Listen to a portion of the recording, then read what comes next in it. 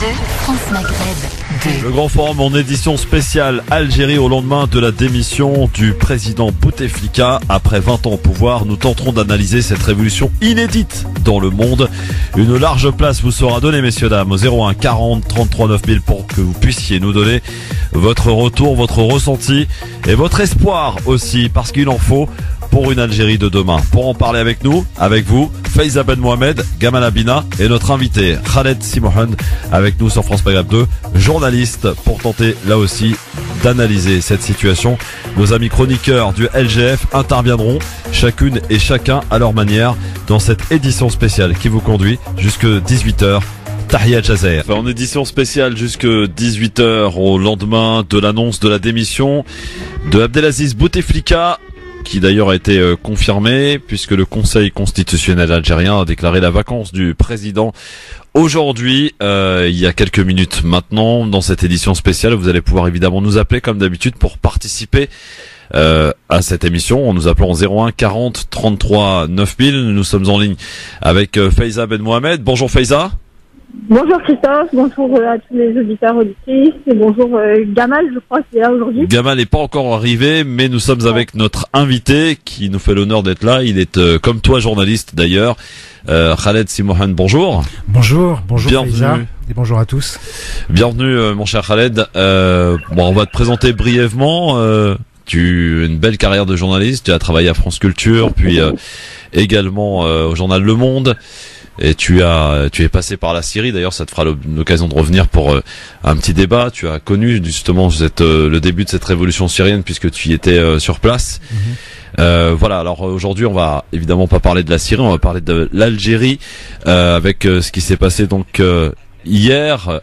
Il avait bien annoncé donc son intention de démissionner, mais cela n'a pas convaincu l'armée. En Algérie, donc, il a notifié sa démission hier soir. Le président, donc, Abdelaziz Bouteflika, il l'a notifié au Conseil constitutionnel et au Sénat, sous la pression de la rue d'abord, et puis celle de l'armée aussi. Ensuite, l'armée qui avait véritablement joué un rôle décisif avec une succession de déclarations qui ont finalement eu raison du clan présidentiel. Khaled, si on peut résumer d'abord en introduction cette actualité. La rue et l'armée a eu raison.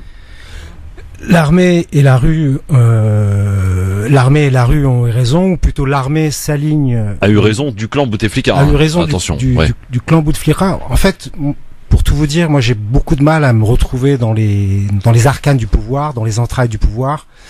Moi je vous avoue qu'en tant que journaliste, ça fait une dizaine d'années que j'ai perdu totalement. Pour moi, le pouvoir n'offre plus du tout la visibilité qu'il a pu avoir à un moment.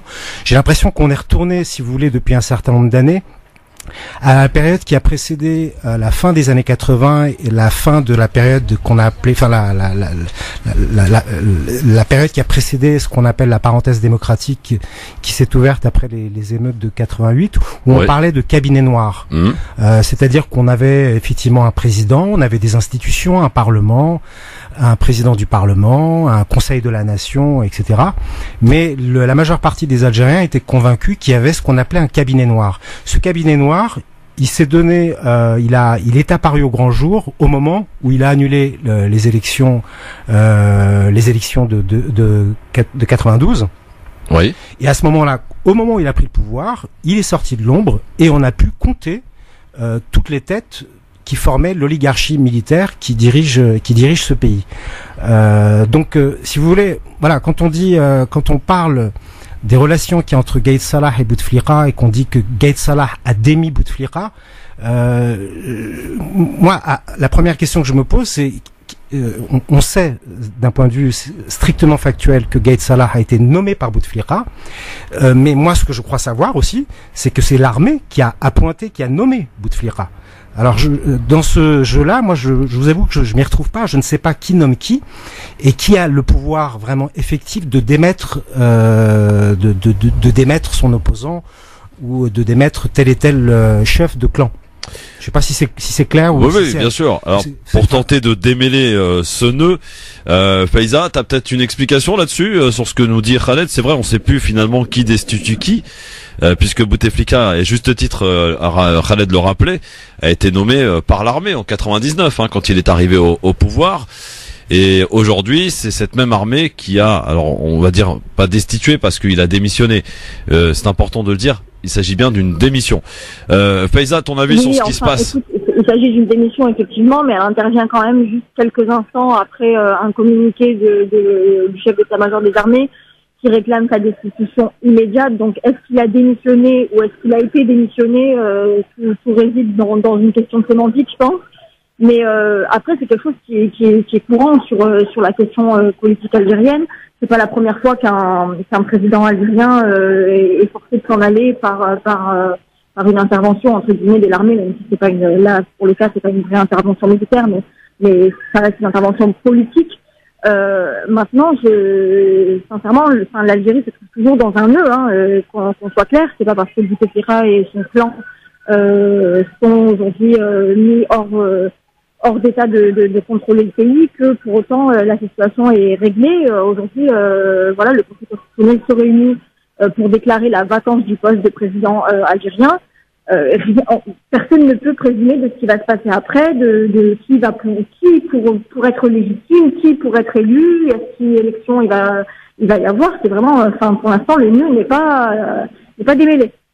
Oui, voilà, on est en plein nœud, Khaled, finalement. T'as mis les pieds dans le plat, si je puis dire, dans un nœud qui s'avère extrêmement compliqué. J'aimerais quand même qu'on revienne un petit chouïa en arrière. Et notamment le 26 mars puis le 30 mars, le chef d'état-major affirme que la solution de la crise se trouve dans l'application de l'article 102 de la Constitution, dans le processus d'empêchement du président de la République. Lundi, pourtant, ce que la présidence annonce, c'est une démission d'ici le 28 avril, soit dans 4 semaines. Le temps de prendre des mesures pour assurer la continuité des institutions pendant la transition selon la lettre. Mauvaise réponse, estime l'armée. Hier, les plus hauts responsables de la militaire se sont réunis et publient un communiqué virulent. Ils refusent de reconnaître la lettre publiée la veille et demandent l'application immédiate du processus d'empêchement d'Abdelaziz Bouteflika. Le ton se fait particulièrement menaçant envers les hommes d'affaires et les frères du président Saïd Bouteflika. Il ne faut que 90 minutes pour que les médias officiels annoncent alors la démission du président de la République au pouvoir depuis 20 ans et dont les manifestants demandaient par centaines de milliers le départ depuis plus de 6 semaines maintenant. D'abord les images de cette démission, Khaled, tu les as vues comme nous tous. Donc Bouteflika qui est parti effectivement notifier sa démission. Des images un petit peu que certains d'ailleurs qualifient d'humiliantes. On le voit dans un état affaibli et effectivement on a du mal à distinguer ce qu'il dit et dans une tenue dont on n'a pas l'habitude de le voir d'ailleurs dans cette tenue-là, Khaled. Et ouais, effectivement, on le voit en Gondora. Bon, enfin, c'est la manière dont on s'habille quand on est convalescent, ou quand on sort du lit, ou quand on s'apprête à aller se coucher. Ouais. Peut-être que... D'où les petites phrases d'ailleurs sur les réseaux sociaux. On n'a même pas pris le temps de l'habiller. Enfin, voilà. Écoutez, franchement, ma première surprise, c'est déjà de le voir, parce que ça fait très longtemps qu'on l'a pas vu. Moi, je vous avoue que ça fait plusieurs années, je me suis longtemps interrogé sur son existence même, quoi. Est-ce qu'il est encore vivant? Est-ce qu'il a toute sa tête? Alors selon certaines sources, il paraît qu'il est pas complètement sénile, qu'il continue de réfléchir, qu'il continue de prendre des décisions. Mais si vous voulez, on retourne toujours un petit peu on retourne toujours autour de la même question qui est la difficulté en fait d'identifier le cœur du pouvoir dans ce pays, parce qu'on sait que pendant très longtemps ça a été l'armée et les services de renseignement, et puis quand Bouteflika est arrivé, Bouteflika n'est pas arrivé comme ça spontanément dans le pays en 98. Non, je vais refaire son CV si tu permets tout à l'heure, et vous allez voir que d'ailleurs il avait et il était d'ailleurs le plus jeune ministre algérien. Il a eu une sacrée carrière il y a eu aussi un trou noir dans la carrière de Bouteflika pendant 20 ans où il est parti en exil. Et puis donc il est revenu en 99 donc à l'appel de l'armée. Il a été placé par l'armée, hein, disons clairement, et il est resté ainsi 20 ans. Alors, il a été placé par l'armée. Enfin, moi, à ma connaissance, le trou de 20 ans, c'est vrai que j'ai jeté un coup d'œil sur sa fiche Wikipédia tout à l'heure. Ouais. Et effectivement, il y a un trou dans sa fiche Wikipédia. Oui, oui. On parle des fonctions qu'il a exercées en tant que ministre des Affaires étrangères de 62 ou 63 à la mort de Boumedienne. Et puis ensuite, on saute directement à 99. C'est ça. Il semblerait qu'il ait été conseiller de l'émir des Émirats Arabes Unis, qu'il était à Abu Dhabi pendant toutes ces années. En fait, il est important de rappeler, puisqu'on évoque son CV, que Bouteflika est arrivé opportunément, si vous voulez. On est allé le chercher opportunément en 99. L'armée est allée le chercher pour, utiliser un peu ses qualités, ses talents de diplomate, parce que le régime algérien avait besoin de se racheter une virginité à l'échelle internationale. Il avait été lourdement impliqué. Il commence sa responsabilité dans tout un certain nombre d'exactions, de massacres qui avaient été commis et imputés au groupe islamique armé tout au long de la guerre civile. À la fin des années 90, il commençait à avoir tout un certain nombre de témoignages pour accréditer l'idée que le régime, l'armée et les services de renseignement étaient responsables de beaucoup d'exactions qu'on avait imputées à leurs adversaires. Alors je rappelle le contexte, à la fin des années 90, c'est la fin de la guerre en Yougoslavie, en ex-Yougoslavie, et Milosevic, je ne sais pas s'il a arrêté à ce moment-là ou il est sur le point de l'être, mais il y a tout un certain nombre de criminels de guerre en Yougoslavie qui sont menacés, et le régime algérien ne dort plus sur ses deux oreilles. Les généraux ne dorment plus sur leurs deux oreilles, leurs deux oreilles. Du coup, Bouteflika arrive opportunément, on va chercher opportunément ce grand diplomate qui va effectivement faire le boulot, c'est-à-dire qui va blanchir l'armée algérienne aux yeux de toutes les instances internationales et lui racheter une virginité auprès de toutes les chancelleries, les chancelleries étrangères. Et à ce moment, juste pour finir, c'est que toujours sur la question du pouvoir, ce qui se joue à ce moment-là, c'est qu'effectivement, il semblerait que Bouteflika, et encore une fois, je marche à tâtons en parlant de ça, en évoquant cette question, c'est que Bouteflika aurait petit à petit assis son pouvoir, construit un clan, demander un certain nombre d'allégeances un certain nombre de généraux lui auraient prêté allégeance, notamment Gaïd Salah, et à un moment on aurait dit en fait le patron du pays c'est vraiment Bouteflika. Moi je pense que les choses sont plus compliquées. L'Algérie est restée une oligarchie avec tout un certain nombre de responsables militaires, les services de renseignement, et Bouteflika est entré dans l'équation avec son clan, son frère, un certain nombre d'hommes d'affaires et des ministres et des relations compliquées, plus ou moins tendues selon les périodes, avec l'état-major militaire et les services de renseignement. Faiza, certains parlent d'un coup d'État de l'armée. Rappelons quand même que hier il a démissionné, même si auparavant et avant la démission, quelques heures avant la démission, le chef d'état-major Gaïd Salah ordonnait la destitution illico du président de la République. C'est un coup d'État ou on pourrait peut-être qualifier ça un coup d'État populaire?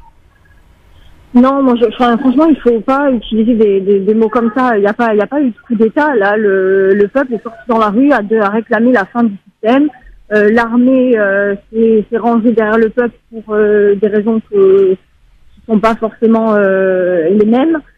Bouteflika a fini par partir. Il n'y a pas de coup d'État. Là, ça a été fait très proprement. Il n'y a pas de coup d'État. Un coup d'État, c'est pas ça. Un coup d'État, c'est ce qui s'est passé en Égypte. C'est des choses beaucoup plus violentes. Ce sont des régimes qui mènent ensuite à la dictature souvent. Qui quitte d'ailleurs une dictature pour en avoir une autre parfois même, hein. Mais non, je crois pas que ce soit la situation là en Algérie. J'ai vu ça sur un certain nombre de médias français ce matin, oui, notamment les médias français. T'as raison, ils ont effectivement. Voilà, qui est en train de dire Bouteflika de démission ou coup d'État. Non, mais attendez, il y en a ici dans ce pays qui rêvent qu'il y a un coup d'État en Algérie, ils sont en train de fantasmer parce que là c'est clairement pas ça. Ouais. Il n'y a pas de coup d'État quand il y a des millions d'Algériens dans la rue qui réclament la fin. C'est pas un coup d'État, c'est une démocratie. C'est le peuple qui s'est exprimé. Au revoir, Bouteflika. Khaled. Oui, moi je pense que c'est effectivement inapproprié de parler de coup d'État parce que ça sous-entendrait en fait que l'armée est restée, comment dire, juste observatrice et qu'elle est restée dans les casernes et qu'elle serait sortie de sa boîte pour prendre le pouvoir. L'armée n'a jamais lâché le pouvoir, donc on peut pas parler de coup d'État. Gaïd Salah et le reste de l'état-major militaire continue d'exercer le pouvoir à travers leur proxy, à travers leurs marionnettes sur le plan politique, sur le plan économique et dans tout un certain nombre d'autres secteurs de la société. Oui, c'est vrai qu'on l'a rappelé, le coup d'État auquel je faisais allusion, c'est effectivement un terme qui est revenu notamment dans la presse française et aussi voilà sur les réseaux sociaux, mais il était utile, je crois, de le rappeler que c'est vraiment pas, enfin ça, c'est pas du tout le terme approprié à ce qui s'est passé en Algérie. J'insiste bel et bien en disant que il s'agit d'une démission hier. Non, mais ça c'est un réflexe purement franco-français parce que je crois qu'il y a un certain nombre de la société, notamment de la classe politique et médiatique, qui rêve peut-être qu'il y ait un chaos en Algérie comme ça a pu être le cas dans certains pays, notamment pendant les printemps arabes. Et pour l'instant, il n'y a pas ça. Ils sont déçus en fait. Oui, et quelle révolution quand même, Khaled. Une révolution inédite qui s'est déroulée en Algérie sans une goutte de sang, sans un tir. Toi qui as connu des révolutions... Khaled, j'en ai connu une. Oui. Voilà, en particulier celle-ci, elle a quand même une chose inédite, c'est qu'elle s'est faite sans une goutte de sang.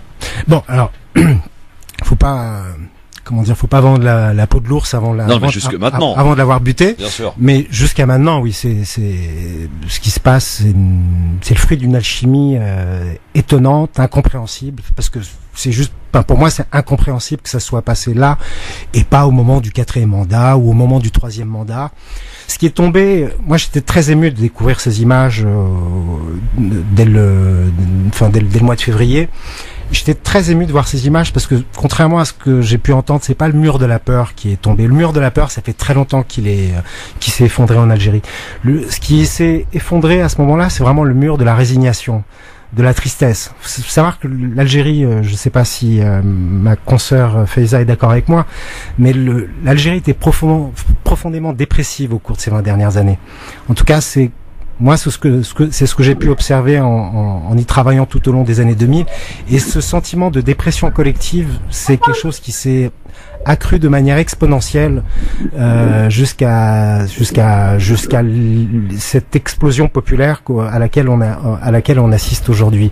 Et comment dire, ce qui m'a profondément marqué et attristé au cours de ces dernières années, et c'est à la mesure, si vous voulez, du bonheur que j'ai pu éprouver en regardant ces images, c'est de voir, c'est de voir tous ces gens heureux, reprendre confiance en eux, se sourire les uns les autres, alors que pendant des années et des années, les discours qu'on entendait entre Algériens étaient des discours extrêmement durs. C'était des discours d'autodénigrement d'une violence inouïe.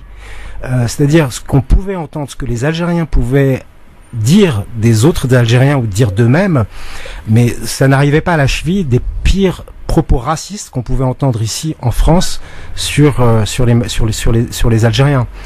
Donc et juste pour finir sur cet aspect des choses, il y a, comment dire, durant cette période, ce mouvement d'autodénigrement, de dépression collective a été très largement accompagné par tout un certain nombre d'intellectuels comme Boualem Sansal, Kamel Daoud, qui ont conforté les Algériens dans leur détestation d'eux-mêmes, en disant les pires saloperies qu'on pouvait attribuer, qu'on pouvait assigner aux Algériens, en leur assignant des caractéristiques comme on a un peuple de pigots, on a un peuple de bras cassés, on a un peuple de feignants, on a un peuple de brigands, de voleurs, de corrompus, bref. Et il y a tout un certain nombre d'intellectuels qui ont accompagné ce mouvement de dénigrement. Et ce dénigrement, cette posture, qui a été portée par un certain nombre de figures intellectuelles, j'en ai cité deux, mais il y en a d'autres, il a eu une fonction politique en Algérie. C'est-à-dire que pendant que le peuple, au cours de ces 20 derniers, et là ça rappelle un peu, si vous voulez, le Frantz Fanon et les damnés de la terre, c'est que il y a eu, pendant 20 ans, si vous voulez, le régime a eu la paix. si vous voulez, quand les gens sont occupés à se dénigrer les uns les autres et à pointer la responsabilité du peuple dans le marasme qu'il a traversé au cours de ces décennies, c'est toute la responsabilité on fait l'économie de la responsabilité du régime. Et enfin voilà. Donc je suis d'autant plus heureux de voir, si vous voulez, les gens debout, marcher, sourire, se sourire les uns les autres, même si on arrive maintenant, peut-être on est en train de basculer, si vous voulez, dans un ex inverse où il y a une espèce d'hypertrophie du moi et du nous patriotique algérien qui peut être parfois qui m'irrite un peu parfois, mais on ne peut comprendre ça, si vous voulez, qu'en comprenant la dépression collective dont je parlais au cours de ces 20 dernières années. L'Algérie était dépressive durant 20 ans, Faiza? Écoute, peut-être que le mot dépressive est un peu fort, mais oui, je rejoins entièrement l'analyse. Et moi-même, je suis pas du tout d'origine algérienne. J'ai visité l'Algérie pendant des vacances seulement, donc je serais inapproprié de venir faire une analyse sur les 20 dernières années. Mais il me semble que c'est pas quelque chose qui est propre à l'Algérie. Au Maroc aussi, on a ce type de comportement qui anesthésie du coup après les revendications politiques et qui anesthésie même votre volonté de voir votre pays s'améliorer en réalité.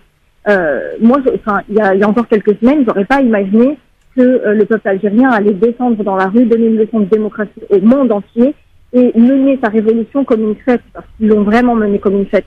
Il n'y a pas eu de débordement, il y avait de la musique, des barbecues, des trucs. Enfin, je veux dire, quel peuple aurait pu donner un exemple comme ça et en plus à la fin réussir à obtenir ce qu'ils ont réclamé. Bon, certes c'est pas terminé, mais il n'empêche qu'ils ont réclamé le départ des Bouchra, ils l'ont obtenu. Ils l'ont obtenu en 6 semaines et demie de mobilisation, c'est quand même quelque chose d'inédit.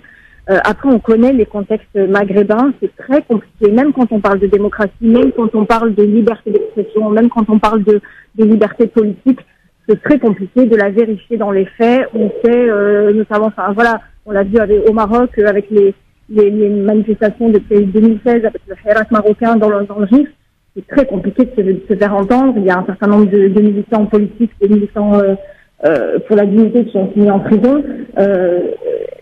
Clairement, qui ne serait pas anesthésié, qui ne serait pas dépressif entre guillemets dans des conditions pareilles. C'est compliqué.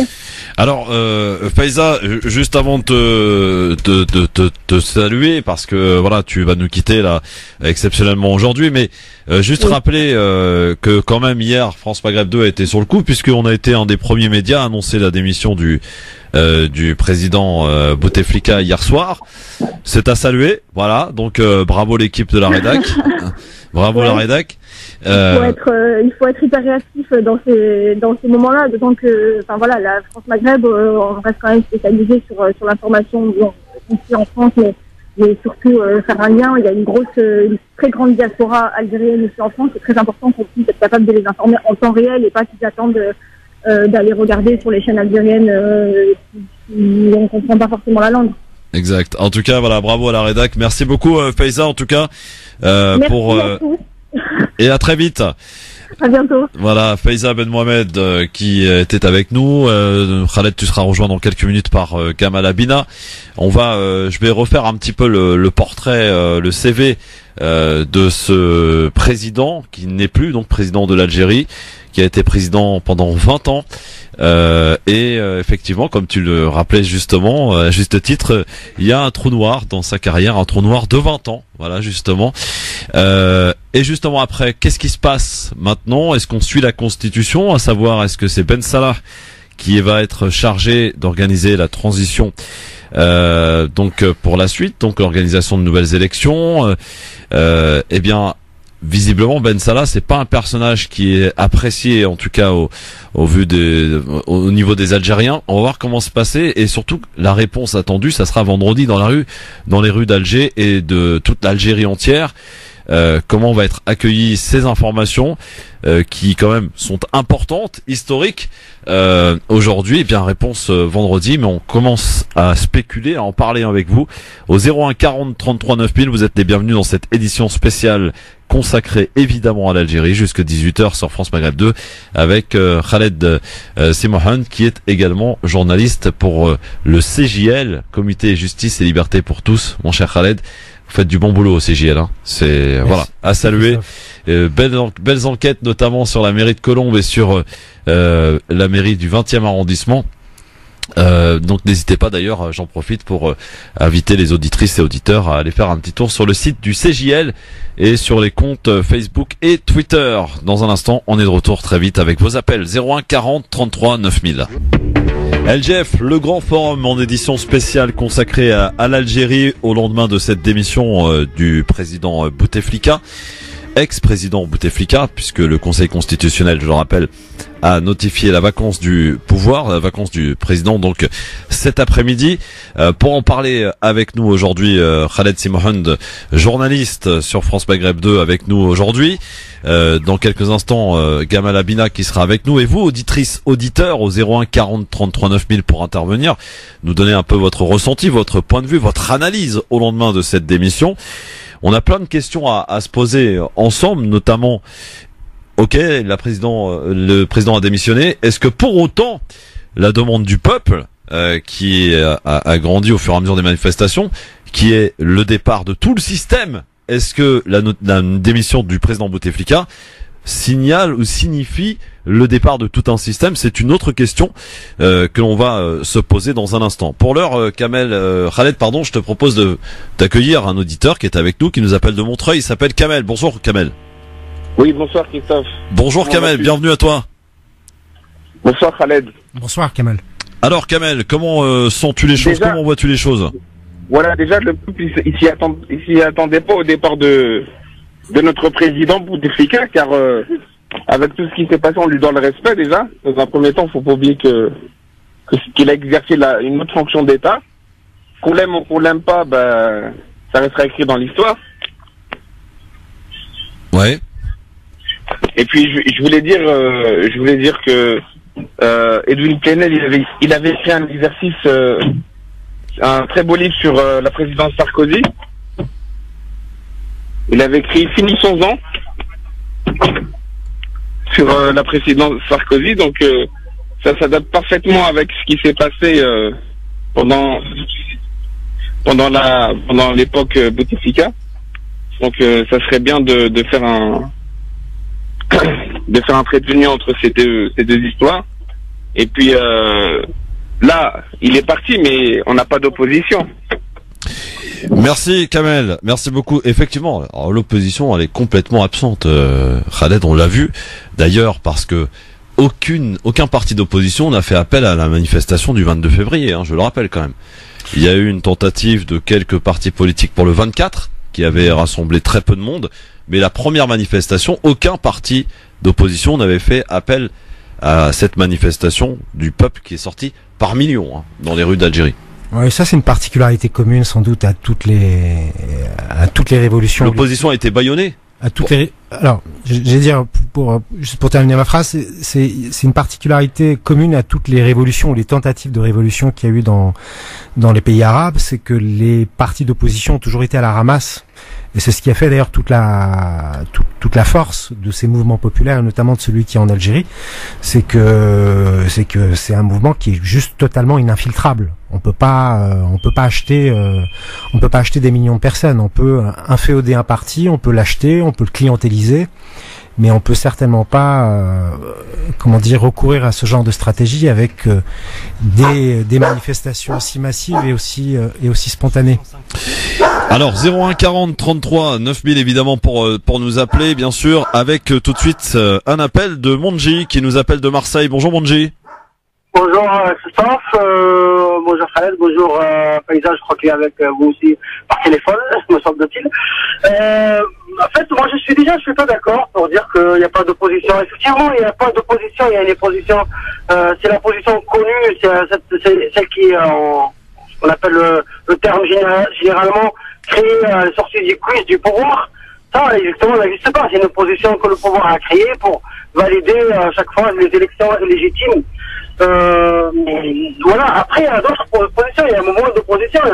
Bon, je vais pas parler, sinon ça va faire des polémiques et tout, mais moi, j'ai toujours milité, j'ai j'étais toujours opposant au pouvoir. J'ai jamais reconnu ni le premier, ni le deuxième, ni le troisième, encore moins le quatrième mandat. Moi, voilà, j'ai toujours été dans l'opposition. Christophe connaît mes positions. J'ai toujours dit que ce pouvoir était légitime parce qu'il est arrivé sur le dos des chars, voilà, de l'armée. Et pour moi, là, bon, il y a quelqu'un qui part. Bon, je sais pas s'il était déjà avant ici, on sait pas trop non plus. Mais le problème, il reste. Il y a l'état profond. C'est toujours le même problème. Tant qu'on n'a pas liquidé l'état profond, et c'est pour ça que moi, personnellement, avec certains amis sur Marseille, on a lancé une initiative qui s'appelle la VG citoyenne. C'est qu'on veut que les gens mettent le doigt dans l'engrenage des élections pour couper l'herbe sous toute tentative de faire capoter ce mouvement populaire qui, effectivement, c'est une victoire. On va pas dire que c'est pas une victoire, mais le chemin, il est un peu long quand même. Faut pas non plus dire que ça y est, c'est gagné. On a personne n'a dit ça, Mandji. Personne n'a dit ça. Personne n'a dit ça. Mais je reviens quand même à la question à laquelle tu tentais de répondre il y a quelques instants. Quand tu dis s'il y a une opposition, excuse-moi, elle est très absente et elle est très en deçà de ce qu'elle aurait pu apporter. Elle a été absente, elle a été avalée. Elle a été avalée par le système, tel un aspirateur, Mandji. Pardon ? Elle a été avalée par le système, tel un aspirateur. Oui, je parle pas de cette opposition-là. Pour moi, celle-là, c'est pas une opposition. C'est une opposition qui valide le pouvoir. En Tunisie, ce Ben Ali, il y avait des partis d'opposition, mais il pesait rien. C'est juste là pour dire c'est la mascarade électorale, on a des élections, alors qu'on sait bien que les élections sont faites d'avance, que c'est même pas la peine d'essayer de faire quoi que ce soit, on connaît les résultats à l'avance. Comme c'est toujours passé, mais il y a des personnalités qui sont opposantes, il y a des mouvements qui sont généralement à l'extérieur. Mandji, parce qu'à l'intérieur, Mandji, c'est pas possible, c'est invivable, oui. Mandji, question toute simple et réponse toute simple. Est-ce que l'armée qui semble avoir repris le contrôle et qui mène un petit peu la danse en ce moment, est-ce qu'elle a bien fait cette armée? Est-ce que pour l'instant, parce que pour ce qui est de l'armée algérienne, il y en a eu plusieurs, on va dire, hein, l'armée 62, l'armée en 90, l'armée 2000 et puis l'armée 2019. C'est pas franchement la même, peut-être. Il y a eu des changements. Il y a un peu d'espoir quand même. Ils ont pas tiré sur la foule. Voilà. Ils ont déjà, on peut leur accorder ça. Je pense que il y a l'effet surprise, certes, mais je pense que le fait que la première semaine, deuxième semaine, il n'y a pas eu de violence et d'un côté ou de l'autre part. Je pense que cette étape, on l'a passée, on va dire. C'est difficile maintenant. Je vois pas pouvoir prendre l'initiative d'aller charger la foule ou que ce soit. Après, il faut absolument revenir à un processus démocratique, on va dire, d'une société civile. Il faut absolument que les militaires ne dépassent pas ses prérogatives et restent le militaire. Voilà, effectivement, on peut pas sortir d'un pouvoir comme ça militaire le jour au lendemain. C'est pas vrai. Mais il faut que petit à petit les militaires laissent la place au travail civil. Et ça, c'est à nous de le faire par des initiatives locales, par des assemblées générales, ce qui se passe actuellement en Algérie. Il y a beaucoup de rencontres entre les gens pour faire les constituantes, pour sortir du haut avec cette mobilisation générale qu'il y a eu. Il faut que l'armée garantit une chose, qu'il n'y aura pas de diffusion de sang et qu'elle reste le protecteur des territoires Merci. Petit à petit, alors la main aux politiques. Merci Mandji de Marseille. Voilà. Khaled, on va accueillir Gamal Abina qui est avec nous. Bonjour Gamal. Bonjour. Bienvenue. Merci. On est rentré dans le vif du sujet depuis tout à l'heure avec Khaled.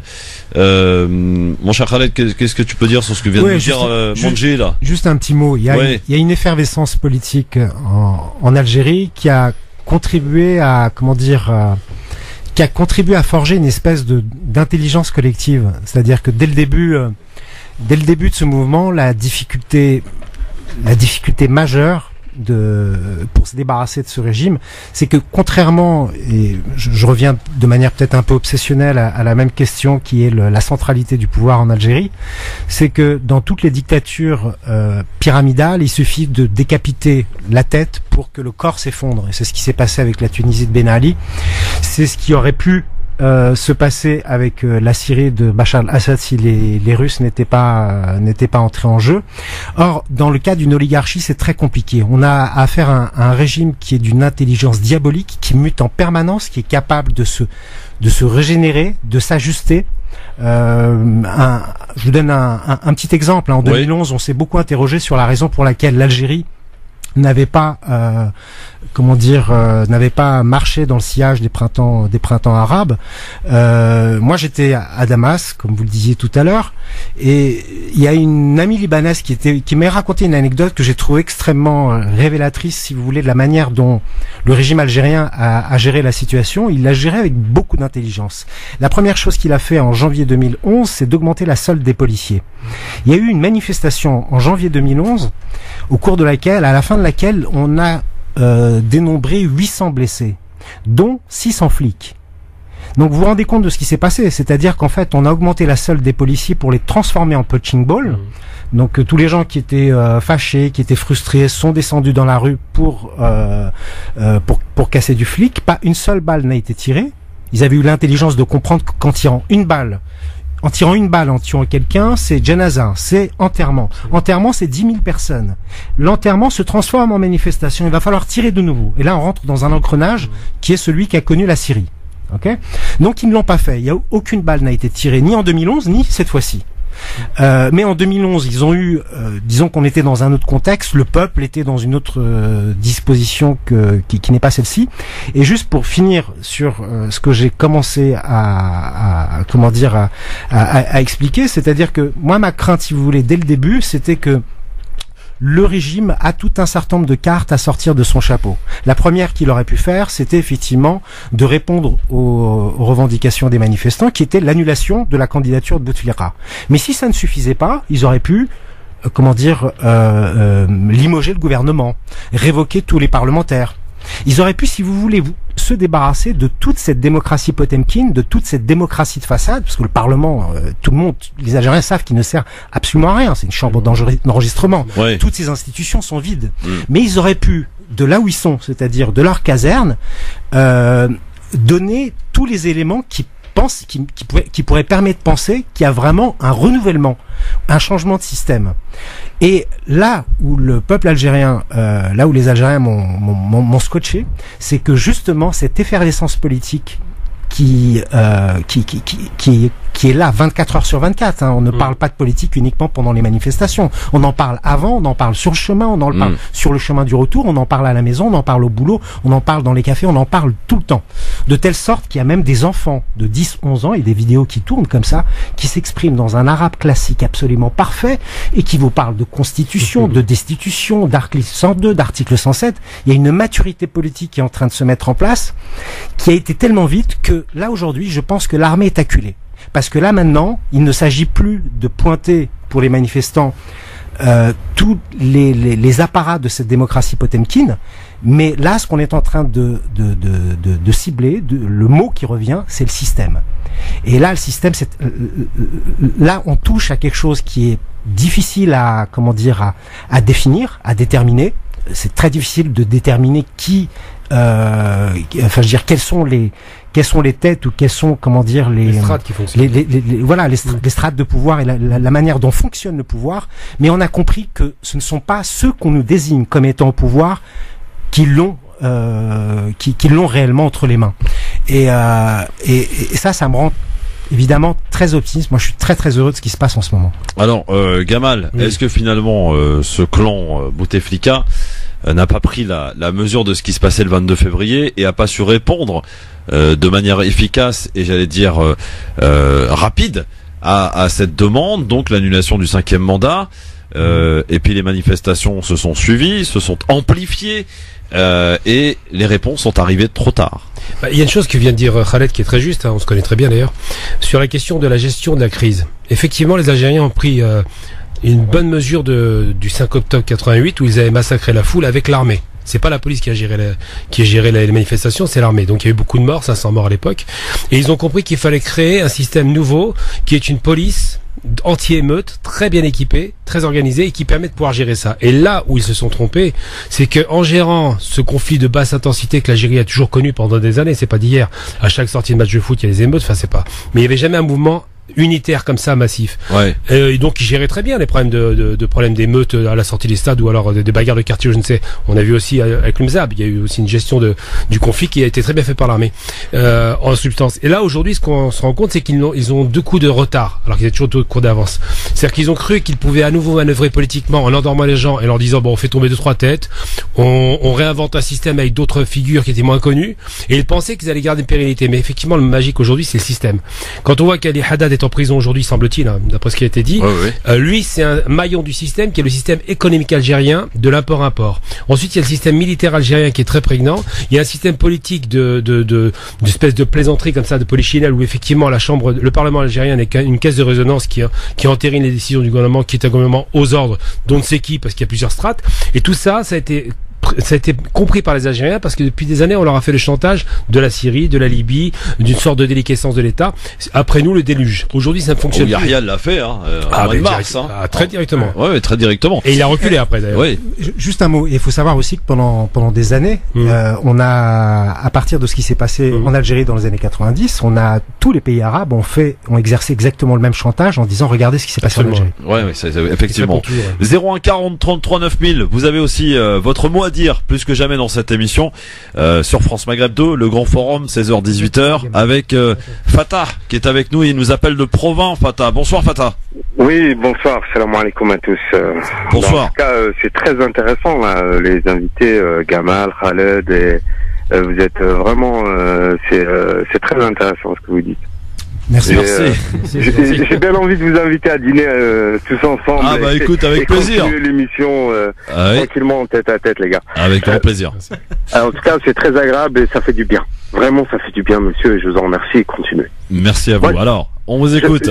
Je voulais simplement, est-ce qu'on est toujours en ligne? Enfin, à Constantine, ils nous écoutent toujours? Oui, nous écoutent toujours. On les salue d'ailleurs, nos amis de Radio Constantine. Salam alaikum, mes frères. Voilà. Comme Inch'Allah, on va sortir de cette situation. Ce n'est que un passage. Et vraiment, quand on parle de maturité du peuple algérien, etc., mais ça va au-delà de ça. C'est comme une fleur qui est en train d'éclore. On est en plein dans le printemps et ça fait son chemin tout seul. Tout seul, en fait, il faut, si on a une approche systémique, parce que là on parle de système, etc., il faut effectivement avoir l'approche systémique et de comprendre certaines choses.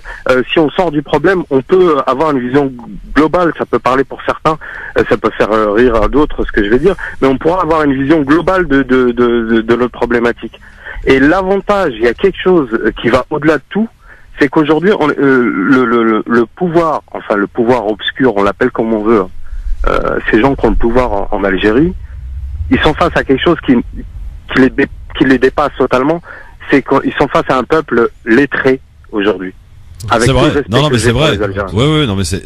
Parce que pendant longtemps, pardon Christophe, excuse-moi, je te coupe une seconde. Pendant longtemps, à l'arabe, ce mot-là, on l'a toujours entendu. Allah-ralb. Pour les Algériens, ils savent ce que ça veut dire. Ça, c'est nos parents ils arrêtaient pas, les pauvres. Avec un peuple illettré, ils ont pu les manipuler, leur faire ce qu'ils voulaient. Aujourd'hui, on a des jeunes qui, machallah, qui ont été à l'école, qui vont à l'école, qui sont diplômés, qui réfléchissent, qui partagent, qui sont dans le partage, et les réseaux sociaux sont utilisés à bon escient sur certaines mouvances en Algérie, et ça les dépasse totalement, ce pouvoir-là obscur. Je l'appelle obscur parce que on n'arrive pas clairement à lui donner des noms, les nommer plutôt, parce que ça part tellement dans tous les sens. C'est une usine à gaz en Algérie. Donc voilà, c'est vraiment leur gros problème, ce qui leur échappe aujourd'hui. Oui, ils ont pas vu le coup venir, quoi. Ils ont été complètement dépassés, ça c'est clair. Mais Christophe, juste une dernière chose. Je fais pas du chauvinisme. Moi, je suis né en France, je suis binational. Je fais pas du chauvinisme. J'ai horreur de ça. Je suis musulman et le chauvinisme, c'est pas bon. Mais aujourd'hui, je suis fier mais fier du peuple algérien. C'est incompréhensible. Machallah, c'est énorme ce qui se passe. Et il faut en prendre conscience. Et je parlais de ça avec ma mère, qui a 86 ans. Machallah. Et elle en pleurait de joie. Parce qu'au début, elle n'avait pas compris ce qui se passait. Elle s'est dit, waouh, il va avoir le printemps arabe comme les autres pays, ça va être le bordel, etc. Alors quand j'ai pris le temps de lui expliquer ce qui se passait, les enjeux qu'il y avait à la clé, elle a pleuré. Tu sais pourquoi Christophe elle a pleuré? Elle a dit, au moins, voilà, on n'aura pas fait les choses pour rien. Parce que notre histoire a fait que on vit ce qu'on est en train de vivre là. Et c'est normal. Si une dernière chose, Christophe, hein, si je peux me permettre. Imaginons, notre nation, c'est un individu.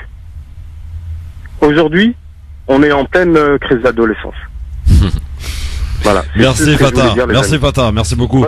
Bonne fin de journée à vous, à tous, et qu'Allah nous facilite dans toutes nos démarches, Inch'Allah. Merci Fatah. 01 40 33 9000. Mais c'est vrai que cette maturité du peuple algérien, elle est incroyable, Gamal.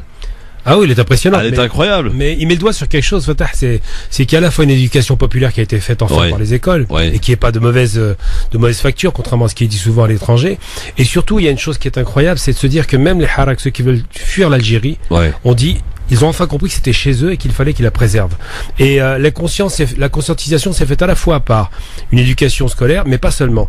Une éducation politique qui a pris le temps de la maturation, et une éducation par la contagion des réseaux sociaux qui nous ouvrent à l'extérieur. C'est-à-dire que le caractère un peu plus politique des Algériens, il s'est fait aussi à la faveur de connaissances de l'international qu'on n'avait pas dans le journal de l'Algérie, qui 95% du journal était consacré qu'à l'Algérie, il se passait rien dehors. Là, ça a changé. Ça a changé. T'as vu Khaled, on est bien ici, hein? C'est la famille. Voilà, on est en famille tous les jours. Absolument. 16h, 18h, Khaled Simohan avec nous, qui nous fait l'amitié d'être ici, journaliste avec Gamel Abina. On va se poser une question, je vous la pose, et on a le temps d'y réfléchir et peut-être d'y répondre. Bouteflika est parti, ok, c'est acté. Le Conseil constitutionnel a validé la vacance du pouvoir. La suite, on va se poser la question, mais moi la question que j'ai envie de vous poser à tous les deux, et à vous, auditrices, auditeurs, vous qui nous écoutez et qui avez envie de participer, eh bien faites-le en nous appelant 01 40 33 9000. La question je vous la pose, est-ce que Bouteflika démissionnant, est-ce pour autant la fin du système que demande le peuple algérien? On se la pose cette question et on y répond dans un instant, ne bougez pas, c'est l'édition spéciale du LGF jusqu'à 18h sur France Maghreb 2.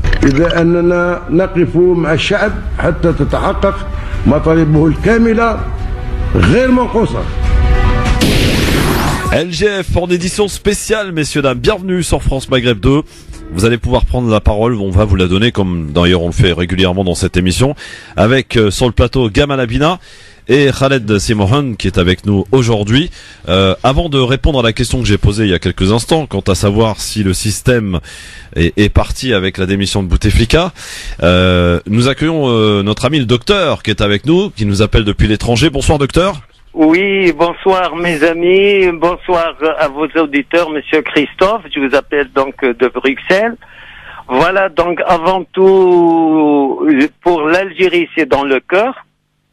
Donc c'est une continuité de l'Algérie qu'on a connue dans les années 60 post-indépendance, alors que la puissance coloniale a quitté en abandonnant tout. L'Algérie était un pays émergent entre 62 et la fin des années 70.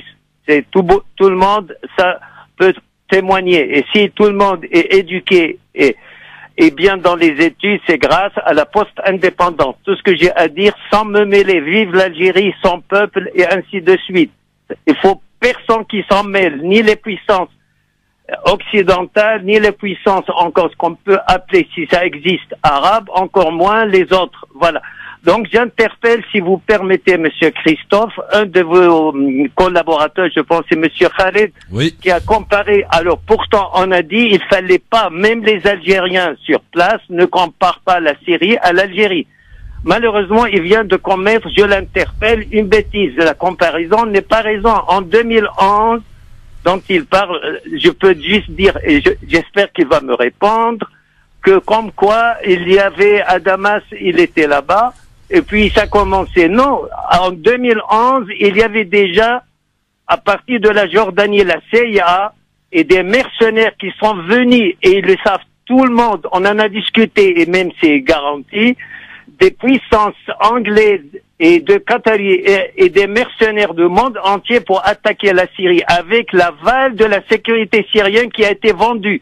J'ai jamais défendu ni Bachar qui a été placé par Jacques Chirac, ni encore moins son père qui a été placé par les Anglais. Voilà, c'est en un mot. Maintenant, je lui donne un appui, il n'a qu'à voir les informations. Il y a des pauvres réfugiés syriens de Daraa, des Hawarnais, qui sont actuellement dans comme des pauvres, comme des misérables dans le sud de la Syrie avec la Jordanie, Mukhayyam al-Rukban. C'est un centre de réfugiés que les Américains refusent. Là, ils parlent des Russes. Ils refusent à la puissance même jordanienne, à l'autorité jordanienne, comme syrienne, comme russe, à tout le monde, qu'ils quittent pour rentrer chez eux, dans leur maison. Alors, docteur. Et voilà, juste je termine là. Et c'est la Syrie est divisée, monsieur Khalid. La Syrie est divisée. Il y a un coin où tous les terroristes sont à Idlib. Le nord-est de la Syrie, il y a les Kurdes qui vont faire la guerre maintenant contre les Turcs. La guerre n'est pas finie. Il faut plus continuer à donner de l'essence, de l'huile dans le feu et de l'essence. C'est très malheureux ce que vous venez de dire. C'est très malheureux et vraiment ça me choque. Voilà bon, Khaled, tu as choqué le docteur. Docteur, avec tout mon respect, docteur. Oui, je m'inscris en faux sur tout ce que vous venez de dire. C'est-à-dire que je ne suis d'accord absolument avec rien. Et je vais vous dire, j'étais effectivement en Syrie au printemps 2011. J'y habitais depuis 2008, donc j'étais pas présent uniquement. J'étais pas venu à Damas pour couvrir les événements qui étaient en cours, mais j'y habitais déjà. Écoutez, c'est une histoire très longue. On va pas refaire 7 ans de. Non, on n'est pas là pour ça. On n'est pas là pour ça. Sur la comparaison que tu as faite. Je vais vous donner juste un élément. Oui. J'espère, qui pourra éclairer un petit peu la chose. Vous savez que le Hezbollah est un allié stratégique du gouvernement syrien. Enfin, pour moi, c'est plus qu'un allié stratégique. Pour moi, c'est un mouvement, une organisation qui a muté d'une organisation de résistance à une armée d'occupation, une organisation d'occupation, et qui sont aujourd'hui des complices du criminel de guerre qui est aujourd'hui à Damas. J'avais si vous voulez, au sein du Hezbollah, j'avais un très bon ami. Quelqu'un que j'ai pas vu depuis un certain nombre d'années, mais que je connais depuis une vingtaine d'années. C'est un des hommes les mieux informés du Moyen-Orient. C'est un intellectuel qui appartient à ce qu'on pourrait appeler un espèce de think tank qui est autour du Hezbollah. Oui. Je l'ai rencontré en 2012. C'est quelqu'un d'extrêmement bien informé. C'est-à-dire qu'il lit toute la presse arabe, qu'il lit toute la presse anglophone et francophone, qui dispose de toutes les informations qu'il y a au Liban, qui dispose aussi de toutes les informations en provenance des services de renseignement iraniens, et qui a aussi un pied et une oreille au sein des services de renseignement syriens. Je vais vous dire ce qu'il m'a dit de plus, parce que en fait toute cette histoire, c'est ce qu'on pourrait appeler une prophétie autoréalisatrice. C'est-à-dire que dire au printemps 2011 que le Qatar, l'Arabie Saoudite, Israël, les États-Unis et le monde entier, les Martiens, Vénus, Pluton étaient impliqués dedans, c'était faux. Absolument faux. Et je vous en donne pour preuve que j'ai demandé à ce monsieur, extrêmement bien informé, je lui dis, mais est-ce que vous pourriez m'expliquer, est-ce que tu peux m'expliquer, qu'est-ce que tu as vu, qu'est-ce que tu as pu voir, qu'est-ce qu'on a pu observer, qu'est-ce que vous avez pu observer à Daraa, parce que c'est à Daraa que tout a commencé. Tout a commencé. Et voilà ce qu'il m'a répondu. Il m'a dit, on a vu dans les manifestations des groupes de femmes en niqab de tendance salafiste qui auraient été, comment dire, ce serait à partir de ce petit groupe, voilà, qu'on aurait que la révolution syrienne aurait pris une tournure djihadiste ou islamiste. Voilà tout ce qu'il a pu me dire, monsieur. C'est-à-dire que il y a ni Qatar, ni Arabie Saoudite, ni quoi que ce soit. Cette histoire, monsieur, pardonnez-moi, cette histoire, vous savez, je vais vous dire une chose. Moi, j'étais là-bas entre janvier et mars, il ne s'est rien passé. Effectivement, il ne s'est rien passé. Il y a eu des petites tentatives qui ont été faites par des activistes, etc. Parce que contrairement à ce qui a pu se passer en Égypte, où ce sont des jeunes blogueurs, des jeunes activistes, des gens qui parlaient anglais, qui pouvaient être en lien avec des organisations comme Human Rights Watch et d'autres organisations étrangères, qui ont été le moteur de cette révolution. Ça n'a pas du tout été le cas en Syrie. À Damas, ceux qui ont essayé de faire ça n'a pas marché.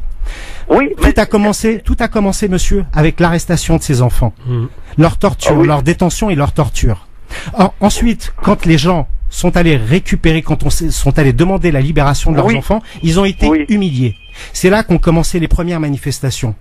Et les gens, si vous voulez... comment se fait-il, on n'a pas eu les millionnaires comme ailleurs, mon ami. Le peuple syrien, il y a 55 confessions. Ça, vous avez vécu quelques années, une quarantaine de nations. S'il n'y a pas actuellement une confédération en Syrie demandée depuis des centaines d'années, ça marchera pas. Ça n'a rien à voir avec les autres pays. Docteur, merci docteur. En tout cas, on aura l'occasion d'en reparler. Khaled reviendra pour qu'on parle de la Syrie, parce que c'est un sujet aussi qu'on a suivi très près ici, très clairement. On en reparlera bien entendu, cher docteur, avec Khaled effectivement qui a vécu et qui a connu aussi donc le début de cette révolution syrienne. Pour l'heure aujourd'hui, ce qui nous réunit sur le plateau, c'est l'Algérie. Et quand on parle d'Algérie, on pense aussi à notre ami Sofiane Nagdari. Comment ça va, Sofiane? Salam alaikum Christophe, salam à Gamal, salam à ton invité, salam à tout le monde. Alors Sofiane, moi j'ai un grand sentiment de joie. Après, je vais pas commenter ce qui vient d'être dit sur la Syrie. On passera, voilà, on n'est pas face à un méchant et un gentil. Il y a l'internationalisation, c'est pas le pouvoir syrien qui l'a internationalisé, mais fermons la parenthèse. Moi, je voulais juste montrer une grande joie, exprimer une grande joie et une grande reconnaissance vis-à-vis de tous ces gens qui se sont battus pour qu'on puisse vivre la journée d'hier. C'est pas anodin, 20 ans de bouteflikisme, c'est pas, on aurait dit ça avant le 20 février, tout le monde nous rigolait dessus. Alors, c'est vrai. Un grand merci au peuple algérien. Et ce n'est qu'une bataille, la guerre reste très loin d'être gagnée. Et aujourd'hui, on va assister à cette transition de manière, le peuple algérien, il reste vraiment très attentif à tout ce qui se passe. On commence à connaître les articles de constitution, il commence à connaître tous les rouages. Il a appris en vérité la révolution algérienne, si on peut la nommer ainsi, à récolter le fruit de tous les échecs de ces printemps qui sont déroulés dans le monde arabe. Il faut rappeler que le peuple algérien n'a pas changé de drapeau. Le peuple algérien n'a pas fait appeler à BHL. Le peuple algérien est resté uni. Le peuple algérien n'a pas fait appel aux puissances étrangères. C'était le pouvoir de Bouteflika qui faisait appel aux puissances étrangères pour le sauver de ce peuple qui s'est révolté contre cette indignité, contre cette corruption généralisée, contre cette fierté qui était touchée au plus profond de son âme. Alors le peuple algérien a donné encore une leçon dans le 21e siècle. J'espère qu'on va continuer ainsi, unis pour un état de droit et un état de liberté et un état démocratique. C'est le plus important. Moi, la case libyenne, syrienne, yéménite et même la case égyptienne, on ne passera pas. C'est l'Algérie. L'Algérie avec tous ses défauts, mais c'est une Algérie qui est en train d'inscrire son nom encore une fois dans le 21e siècle, comme on l'a fait. C'était la Mecque des révolutions grâce à nos Chouhada et nos Moudjahidines. Et aujourd'hui, ça sera aussi la Mecque de la démocratisation du monde arabe. Les pétromonarchies, les monarchies de tous les pays du Golfe sont en train de trembler de ce qui est en train de se passer aujourd'hui en Algérie, parce que leur trône est en train de vaciller grâce à la révolte des peuples que personne n'arrêtera aujourd'hui, Inch'Allah. Sofiane, alors justement ça tombe bien, alors la question que je pose, je vais peut-être commencer par Khaled, qui est avec nous, Khaled Simohan. Est-ce que pour autant la démission qui est actée, celle de Bouteflika, qui est parti après 20 ans de pouvoir, est-ce que cela signifie pour autant le départ de tout un système réclamé par le peuple algérien? Khaled. Pardon. Oui, c'est à toi que je m'adresse. Non, de toute évidence, le cœur du pouvoir, même s'il est difficile à identifier, à localiser, il reste quand même très concrètement, très principalement entre les mains des services de renseignement, de l'ex-DRS, enfin, je sais même plus comment il s'appelle d'ailleurs, c'est le DSS, je crois. Enfin bref, peu importe. Les services de renseignement et l'armée, quoi. Oui. Il n'y a plus de DRS, monsieur. Il n'y a plus de DRS. Bouteflika a démantelé tout le DRS. Il a attaché une partie avec Tartag au niveau de la présidence et un autre qui est vraiment affaibli. C'est une mutation. Il n'y a plus de DRS, cher monsieur, depuis qu'ils l'ont destitué en 2015 avec Général Toufik. Écoutez, vous êtes peut-être, enfin, je le dis sans sarcasme, hein, sans ironie. Hein, vous êtes peut-être mieux informé que moi. Vous pouvez le dire, ouais. Non, c'est vrai. Je vous le dis absolument sans sarcasme. Moi, je vous le dis très franchement, en tant que journaliste, moi, ça fait une dizaine d'années que je n'arrive plus à comprendre. Pour moi, le pouvoir algérien n'a plus de visibilité. Je n'arrive pas à comprendre où est le centre de gravité du pouvoir. Maintenant, si vous le savez, vous en avez la certitude, très bien. Je veux dire, si vous avez des informations, non, c'est un fait. Informez-nous. Parce que si vous voulez, quand la sécurité militaire s'est transformée en DRS, les services de renseignement n'ont pas cessé d'exister. Hein, je veux dire, donc les services de renseignement aujourd'hui existent encore. C'est vrai que comment il s'appelle, le général Toufir a été démis de ses fonctions a été démis de ses fonctions. Mais je vais vous dire une chose. Il y a tout un certain nombre de généraux, par exemple, qui avaient la main sur le régime algérien. Je veux dire, dans les années 90, le patron des patrons, c'était l'Arbi Belkhair. Absolument. Voilà. L'Arbi Belkhair, qui était un petit bonhomme, qui payait pas de mine, qui circulait dans une voiture toute pourrie, banalisée. Il y avait même très peu de personnes qui étaient capables de l'identifier. Ils savaient même pas à quoi il ressemblait. Je sais plus si c'est lui ou Toufir qu'on appelait Arab El-Zayar. Oui, c'est monsieur Mystère. C'est Toufir. Arab El-Zayar, voilà. Lui, à l'arrivée, je vais vous rafraîchir un peu peut-être la mémoire. L'Arbi Belkhair, depuis l'arrivée de Bouteflika, il n'existe plus. Il a fini ses jours en tant qu'ambassadeur au Maroc. Oui, il est mort. Alors, les DAF, les généraux que vous êtes en train de parler, les gens de l'armée française, c'est les Ammari, les Belkhair, les Gneizia, ils n'existent plus. Les Nazar n'existent plus aujourd'hui. C'est les gens une nouvelle armée. Non, mais très bien, très bien. Maintenant, encore une fois, moi, je ne sais pas où est le centre nerveux, le centre névralgique du pouvoir. Moi, je pense qu'il se trouve justement à mi-chemin entre le pouvoir que Bouteflika s'est ménagé avec son clan tout au long de ces dernières années, tout à fait, avec les oligarques, avec les oligarques et avec tout un certain nombre d'allégeances qui lui ont été faites ou qu'il a faites à des généraux. Là, c'est pareil. Je veux dire, même pas. Saïd Bouteflika, c'est ça dans votre analyse, c'est ça. Vous restez avec une grille de lecture qui est un peu ancienne. Le bouteflikisme, depuis 20 ans, il a centralisé le pouvoir al-Mouradia. L'armée a perdu énormément de poids au niveau du pouvoir décisionnel. Elle a gardé une certaine partie. Pour voir 5 généraux, je vais vous citer un exemple. Que voir 5 généraux, non des moindres. Un général comme général Chentouf, énormément puissant. Un général comme général Mened, qui est le patron de la gendarmerie nationale. Ou général Ben Ali, qui était à la tête de la 2e région militaire. Se retrouver emprisonné devant un tribunal militaire, se faire humilier, ça ne s'est jamais vu. Ça ne s'est jamais vu avec le bouteflikisme, on l'a vu. Voire destitué de manière humiliante le général Toufik en 2015. C'était inimaginable de toute personne. Aujourd'hui, le bouteflikisme a éradiqué. C'est pour ça que c'était une revanche de l'institution militaire vis-à-vis du bouteflikisme, de Bouteflika et de son clan, de cet argent sale qui a été nourri depuis les puissances étrangères, qui a été protégé par les puissances. La réunion qui s'est déroulée ces derniers jours, et c'est ça qui a accéléré le mouvement, entre Saïd Bouteflika et des services secrets, on parle de français, mais peut-être d'autres services secrets, c'était la haute trahison, c'était l'article 177. C'est ça qui a accéléré la démission de Bouteflika. Et on en saura peut-être que la destitution de Gaïd Salah a été émise par le Mouradia et qui n'a été pas validée. C'est pour vous dire qu'aujourd'hui, l'armée algérienne, quand elle s'est positionnée dès le premier jour avec le peuple algérien, c'est une grande victoire au peuple algérien. Maintenant, c'est à l'armée de montrer toute une certaine clarté avec un agenda bien particulier, bien défini, pour une transition démocratique et pour l'aboutissement d'un état de droit que tout le monde espère et que nos souhada ont espéré. C'est ça, aujourd'hui nous sommes dans un exemple typiquement algérien. Si vous permettez, juste d'un mot, moi, je vais vous donner mon opinion et franchement, moi je vous remercie pour cet éclairage, là vous m'avez appris des choses, mais moi j'estime qu'aujourd'hui, après 60 ans après l'indépendance, aujourd'hui, accorder la moindre confiance à l'armée, c'est comme si vous voulez, on arrachait les clés de nos cellules au maton pour les remettre au directeur de la prison. Voilà. Si vous avez écouté juste les manifestants hier avec joie, qui exprimaient leur joie, mais qui disaient que c'était qu'une bataille, personne ne donne une carte blanche à l'armée, au contraire, ou à Gaïd Salah particulièrement. C'est Gaïd Salah qui a été nommé par Bouteflika après l'éviction de l'Ammari, etc. Tout le monde sait ça. Aujourd'hui, nous sommes dans un monde qui est ouvert. Les gens sont informés. Ils sont pas informés. Ça, c'est une des choses. Par exemple, j'ouvre une petite parenthèse par rapport au pouvoir algérien qui a su éviter le cas syrien ou le cas libyen. C'est l'ouverture du champ audiovisuel en Algérie. Les Algériens aujourd'hui regardent des chaînes algériennes. avec leur baron derrière, avec leur courant politique derrière, leur idéologie, Shourouk, Nahar, etc., Al-Bilad, Al-Hayat, etc. Mais ils ne sont pas sous tutelle qatarienne avec Al Jazeera ou Al Arabiya ou Sky News Emirati. C'est ça la victoire algérienne aujourd'hui. C'est pour cette raison que ce conflit est resté algéro-algérien, c'est que ça ne s'est pas internationalisé, même au niveau des médias. Et ça, c'est à reconnaître.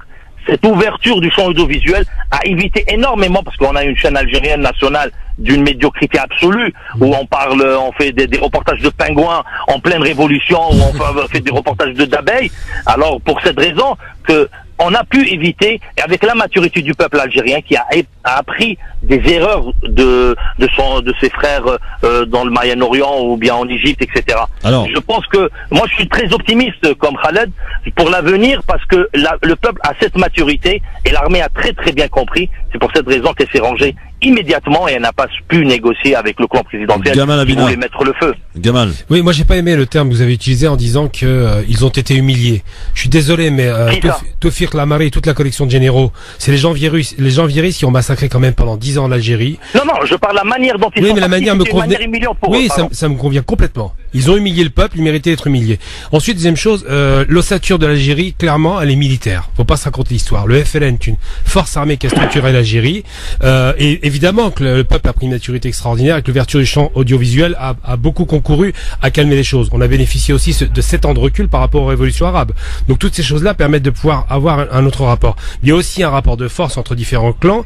Il y a le clan économique d'un côté, le clan militaire de l'autre, le clan des services secrets qui ont été mutés sur 3 clans différents qui sont tous sous influence étrangère, états-unienne, française, peut-être russo-chinoise. Donc tout ça, ça a un impact considérable sur les rapports de force qui sont entretenus là-bas.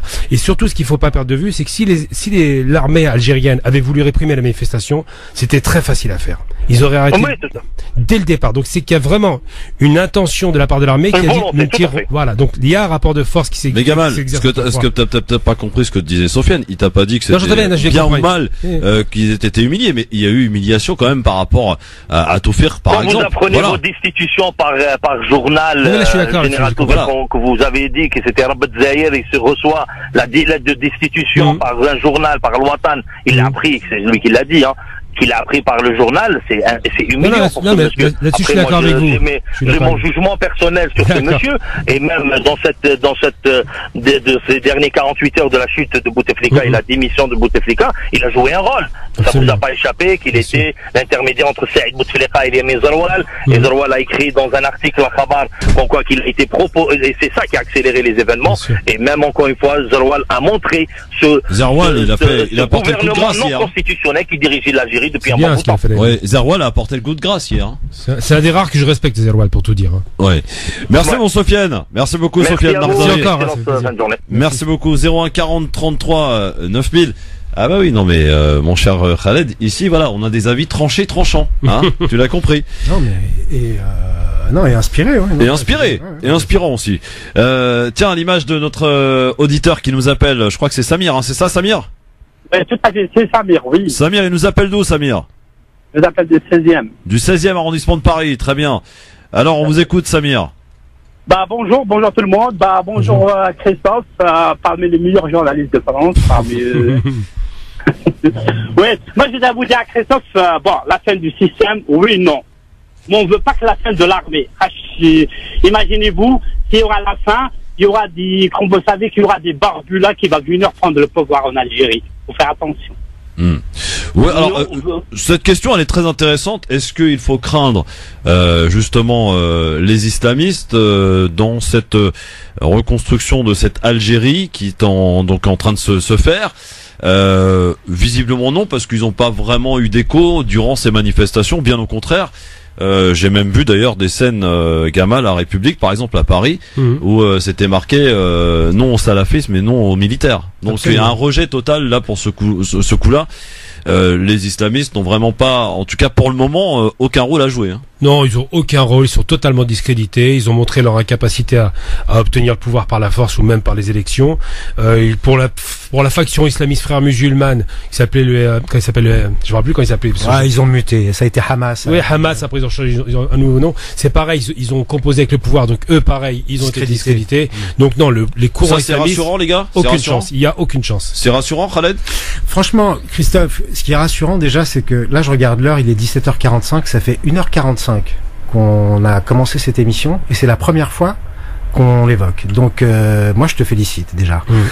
Parce que au sein d'un média français, théoriquement on aurait commencé par là. C'est par là qu'on aurait commencé en tout cas. Non mais c'est parce que ça ne paraît pas important, c'est Samir qui nous l'appelle et qui le soulève. Non mais par contre, c'est une question qui mérite d'être soulevée parce que je rappelle que qu'on les aime ou qu'on les aime pas, le Front islamique du salut a gagné les élections. Oui. 91, et il a été spolié de sa victoire. Ça a été le déclenchement d'une guerre civile qui a duré 10 ans, qui a fait plus de 200 000 morts. Voilà. Maintenant, dire qu'ils sont totalement écartés du champ politique, à mon avis, c'est pas complètement vrai parce que bon, premièrement, pour l'instant, le champ politique il est assez informe. Parce que pour l'instant, qu'est-ce qu'on voit? On voit des foules, on voit des gens. Alors, si on se réfère effectivement à la multitude de slogans qu'on peut voir et qui sont photographiés partout, moi jusqu'à présent, j'ai pas vu de slogan demandant une république islamique ou l'application de la charia ou je sais pas quoi. En revanche, il faut pas oublier une chose, c'est que le régime algérien, et c'est Bouteflika qui en est à l'origine, qui en est l'auteur, il a fait, quand il est arrivé au début des années 2000, il a fait ce que l'Égypte a fait dans les années 80, c'est-à-dire que l'Égypte, les militaires égyptiens ont confisqué le pouvoir politique, militaire et économique et ont totalement abandonné la société et ont abandonné la société aux frères musulmans. Bouteflika a fait exactement la même chose avec les salafistes. Donc on a une société algérienne qui est quand même fortement travaillée par ce courant. C'est-à-dire il faut aller dans les mosquées et écouter les prêches partout, de la Kabylie en passant par Oran, d'Oran à Annaba. C'est un courant qui est là, alors qui est peut-être sans doute dépolitisé. C'est peut-être c'est clairement ça, je pense. C'est peut-être ce qui s'est passé. Mais en tout cas, quoi qu'il en soit, moi je pense que dans l'Algérie qu'on est en train de construire, il faut la construire à partir de comment dire, d'addition et non pas de soustraction. Là, je suis d'accord, voilà. c'est pas une critique. Hein. Le fils n'a jamais eu, les islamistes n'ont jamais été au pouvoir en Algérie, à part pendant la courte période où ils ont administré quelques mairies, dans le pays, et le champ politique ne doit être fermé à personne, à part à ceux qui l'ont monopolisé. Justement pour répondre à ça. Merci Samir en tout cas pour cette question. Voilà, il nous a permis d'en parler. 1h45 après le début de cette émission, effectivement. Je voudrais juste quand même qu'on revienne un peu 2 secondes sur cette émission quand même, qui est l'élément déclencheur de cette édition spéciale aujourd'hui. Ça met fin à 2 décennies de présidence, donc de Bouteflika. Et c'est bien simple, messieurs. Ceux qui sont nés en 1999 et qui ont donc 20 ans et qui sont très nombreux en Algérie, n'ont connu que Bouteflika comme président, donc à la tête de ce pays. Mais à 82 ans, après son accident vasculaire survenu en 2013, son état de santé était devenu le centre de toutes les rumeurs, de toutes les discussions. Lui, que ses compatriotes appellent familièrement Boutef. Son passé d'ancien moudjahid a doté d'une grande crédibilité dans son ascension au pouvoir. Élu député après la libération, rappelons-le, il devient très vite ministre de la jeunesse dans le premier gouvernement du président Ahmed Ben Bella. Il occupe ensuite le poste de ministre des Affaires étrangères pendant plus de 15 ans. Quand Oualim Boumedienne, son mentor, prend la tête du pouvoir, il devient ministre conseiller du chef de l'État. Et il est contraint à l'exil ensuite après des accusations d'extorsion de fonds. Sa traversée du désert dure 20 ans. D'où le trou auquel tu faisais référence tout à l'heure, Khaled, sur Wikipédia. 20 ans, c'est en tant que candidat indépendant que Abdelaziz Bouteflika remporte l'élection présidentielle élue avec l'appui des militaires, rappelons-le, face aux islamistes. Sa victoire était controversée, mais il a su mettre fin au conflit sanglant quand même en décrétant l'amnistie. Il sera réélu en 2004 et il modifiera la constitution pour pouvoir être candidat à un 3e mandat en 2009. La contestation commence alors, hein, rappelons, et Alger connaît des manifestations en 2014 quand il se représente à un 4e mandat. Après son AVC, le 20 ans du règne Bouteflika donc sont marqués par une corruption endémique, une économie stagnante et par la hausse du chômage des jeunes. Ça, il faut le signaler, la hausse du chômage des jeunes est considérable. Voilà, en bref, la carrière de Bouteflika. On y revient très vite, messieurs, dans un instant pour finir cette émission, juste après la toute dernière pause de cette édition spéciale. Avec nous pour nous accompagner aujourd'hui, Khaled Simouhand et Gamal Abina, et vous, chers amis auditeurs, au 01 40 33 9000. لازم نكملوا قبل يروحوا كاع الحكومه هذه اللي داروها الدستور البرلمان والمجلس اللي تنحلوا النقابات العامه كاع عندهم ساعد كاع يروحوا وزيد نقول لك الحاجه الكبيره كاع الحاجه شو المحاسبه ابري استقلاليه العداله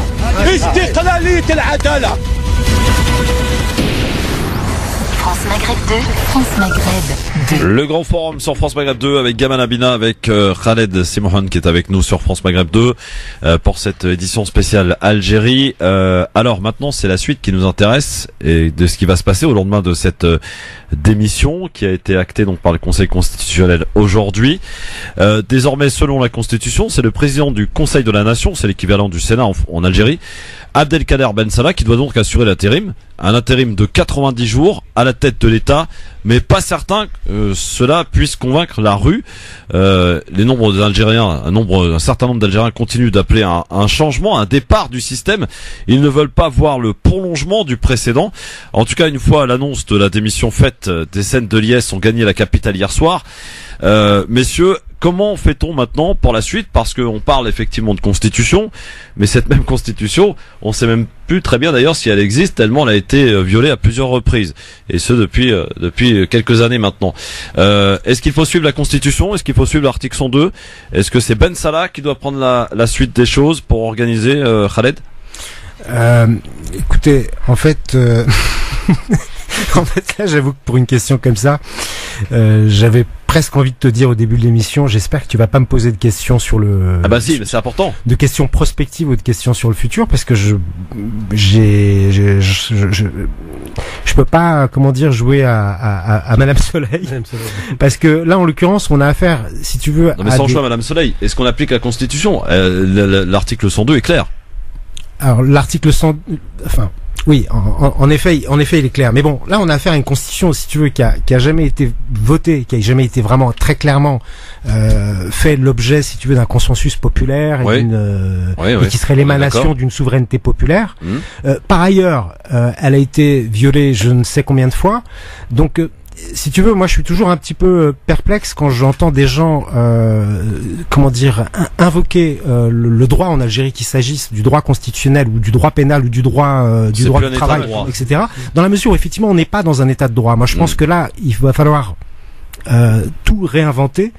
Et y compris les formes même de représentation, parce que là, en l'occurrence, ce qui est en train de se passer, l'effervescence politique qui a lieu aujourd'hui en Algérie, partout sur les campus universitaires, dans les cafés, dans les zaouïas, dans les mosquées, dans les appartements, etc. Il y a comme je disais tout à l'heure, une forme d'intelligence collective qui est en train de se mettre en place. Il y a même, j'ai cru comprendre en Kabylie par exemple, des gens qui sont en train de réactiver les formes d'organisation démocratique traditionnelles qu'on appelle le Jama'a ou l'Arouche, etc. On est en train voilà, je pense qu'on est dans une période expérimentale, mais je ne saurais pas, moi j'ai pas de réponse à ça. Gamal, peut-être, t'as une réponse toi? Moi je constate juste qu'on a voulu appliquer l'article 102 et finalement Bouteflika a démissionné, il n'a pas été démis de ses fonctions. Ensuite qu'effectivement, c'est difficile de faire la prospective parce que le problème c'est qu'aujourd'hui ils sont tellement fatigués les gens qu'ils sont dans le non à tout. C'est-à-dire qu'au lieu d'attendre une période de transition qui dure... ils veulent l'article 7. Voilà, ils veulent l'éjection du système littéralement. Le problème c'est qu'il n'y a pas d'opposition. C'est vraiment la chose qu'on doit poser, c'est est-ce que le peuple peut produire quelque chose de solide face à ce système? Et aujourd'hui, on n'en est pas encore là. Ouais, effectivement. Alors c'est vrai qu'il y a pas mal de questions quant à la suite. Est-ce que vendredi, il faut s'attendre, a priori oui, à de grosses manifestations? Là, pour le coup, les Algériens n'entendent pas se contenter de ce qui s'est passé là. Ça ne suffit pas. sincères, bien entendu, par rapport à leurs demandes. Une question qui était posée, je crois qu'on va y répondre rapidement par une dame ici présente, qu'on salue, c'est la place de l'Algérie qui a une place particulière au niveau démographique. Est-ce que ça joue quand même sur l'élément de ce qui se passe et ce qui risque de se passer aussi dans les quelques semaines, voire mois à venir, cette place particulière de l'Algérie? Khaled. Franchement, là c'est une question très large qui mériterait une émission entière et qui mériterait, je veux dire, des compétences de démographe. C'est-à-dire qu'il y a effectivement quelqu'un comme Emmanuel Todd qui a pu prévoir tout un certain nombre de mouvements sociaux, de révoltes ou de révolutions à partir juste d'indicateurs démographiques, en disant voilà telle et telle génération, telle et telle tranche d'âge étant arrivée, ayant eu accès à l'éducation, à la contraception, etc. est devenu mûr, a réuni tout un certain nombre d'éléments qui lui a permis de se soulever ou d'entrer en insurrection. Moi, je vous avoue que j'ai pas du tout les compétences pour mettre ça dans l'équation, quoi. Ouais, Gamal? L'immense majorité des manifestants ont en moyenne en dessous de 35 ans. Oui. Et c'est vrai que tout à l'heure tu disais 20 ans, mais je dirais même 25 ans. Quand on a 5 ans en 95 et qu'on voit Bouteflika débarquer, ça fait 25 ans qu'on voit que Bouteflika. Oui. Dans la conscience collective. Donc c'est vrai qu'il y a une chose qu'il faut pas perdre de vue en Algérie qui est quand même symptomatique, et tous les Algériens le savent, je vais le dire, ça va faire un petit pavé dans la mare. C'est qu'en Algérie, quand on y va, il y a une chose qui est monstrueuse, c'est qu'on s'ennuie profondément. La jeunesse s'ennuie en Algérie. Il n'y a rien pour les jeunes. Tout a été fait pour cette gérontocratie et rien n'a été fait en destination de la jeunesse. Donc je comprends ce ras-le-bol généralisé. Ils veulent pas à nouveau se faire avoir par des petits trafics à 2 francs, par des petites manœuvres, par des chaises musicales. Ça, ils connaissent la musique. Ils veulent un changement radical et profond pour pouvoir enfin s'approprier leur propre pays. C'est ça le problème qui se pose aujourd'hui en Algérie. Il paraît que depuis le 22 février, messieurs, il y a une demande considérable, une demande qui est fortement en baisse de visa. Justement pour la France. Les Algériens, à tel point d'ailleurs qu'il paraît qu'à Oran hier, on a annulé toutes les embarcations. Les gens veulent rester maintenant. Ça fait 2 mois, c'est ce que j'entends. Ça, c'est vraiment l'une des plus belles nouvelles que l'Algérie, et qui fait, n'en déplaise à Marine Le Pen, parce que Marine Le Pen disait exactement l'inverse. Mais là, ça fait 2 mois, paraît-il, qu'il n'y a pas une barque qui a quitté le littoral algérien pour aller soit s'échouer en mer, soit rejoindre l'Italie ou l'Espagne. Donc ça, c'est une très bonne nouvelle. Juste pour les jeunes, là, concernant ce que tu disais, juste un mot, si je peux, Christophe. Rapidement, parce qu'on est à la fin. Vas-y. C'est juste pour dire qu'en fait, j'avais très peur, en fait, dès le début du mouvement, compte tenu de la jeunesse de la plupart de ces manifestants, c'est-à-dire que 70% d'entre eux ont moins de 30 ans, j'avais peur, pour le dire grossièrement, qu'on leur fasse à l'envers. C'est des jeunes, et là, ce qui s'est passé, c'est que dans cette effervescence politique, dans cette intelligence collective, il y a une transmission des luttes. Ouais. C'est-à-dire qu'il y a des jeunes qui ont pu évoquer, qui ont moins de 25 ans, et qui ont parlé de ce qui s'est passé en 88, qui ont parlé de ce qui s'est passé en 92, qui ont parlé du début des années 80. Ça a permis, ces jeunes ne sont pas enfermés juste dans leur temporalité, mais grâce à ces discussions intergénérationnelles, grâce à toute cette effervescence politique, il y a eu une transmission, une expérience des luttes. Donc c'est pas que c'est ce qui a permis d'ailleurs la réussite pour le moment du peuple algérien. D'ailleurs, il y a un mot qui a été dit, c'est très important, et ça m'a marqué, ça m'a fait chaud au cœur, parce que mon père malheureusement fait partie des martyrs. Ils ont dit à chaque fois dans les secondes manifestations, il y a un mot qui revenait, c'est Jazairi Shuhada. Chaque fois, ils revenaient pour dire que l'Algérie, le pays des martyrs. Donc, ils se réapproprient aussi cette histoire qui a été leur propre histoire, et c'est très important. Merci, messieurs. Merci, Gamal. Merci. À très vite. Merci beaucoup, Khaled Simohan. Merci à toi pour cette invitation. Tu connais la maison maintenant? Je connais la maison. Bon, t'es chez toi. Merci beaucoup et bonne soirée. Dans un instant, c'est Medjed. On revient demain avec bien d'autres chroniqueurs. Il y aura notamment Razik Metich demain. On va continuer, bien entendu, et sans nul doute, de parler d'Algérie, parce qu'il va se passer des choses, des annonces importantes quant à la suite de cette transition qui s'opère, qui a démarré maintenant en Algérie. Retour demain pour continuer d'en parler chaque jour avec vous au 01 40 33 9000. Il est exactement et précisément 18h. Le rappel de l'actualité, Marc Salbert, bonsoir. Bonsoir. Que va-t-il sortir du grand débat? Il faudra encore attendre quelques semaines pour le savoir. Demain, Emmanuel Macron terminera son tour de France en Corse, une visite boycottée par les nationalistes. À noter que selon un sondage Elab pour BFM, 60% des personnes interrogées réclament des mesures en faveur du pouvoir d'achat et 37% une baisse des dépenses publiques. 2 hommes soupçonnés d'avoir voulu attaquer une école maternelle où un policier ont été mis en examen et écroués.